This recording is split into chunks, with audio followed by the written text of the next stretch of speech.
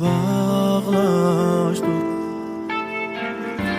Muhabbet devne dağlaştık. Muhabbet esli insaniyet, kuyak otir baklaştık. Muhabbet yargı etmektir. Muhabbet takdim etmektir. Muhabbet asli şu yolda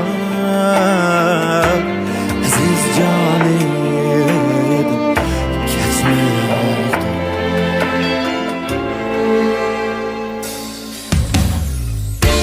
Muhabbet nesi bir okuyar, muhabbet uyar volkan. Muhabbet esli muhtaçlık, girip yürekni uygar. Muhabbet misli bir okuyar, muhabbet uyar volkan. Muhabbet esli muhtaçlık, garip yürekni uygatkan.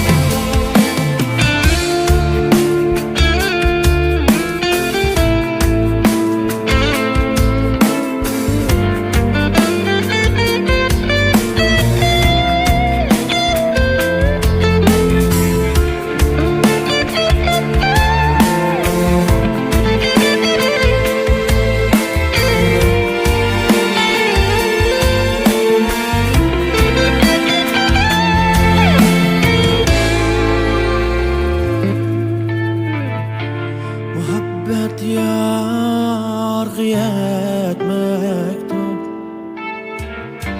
Muhabbet takdim etmektir. Muhabbet esli şu yolda aziz canım geçmektir. Muhabbet yargı etmektir.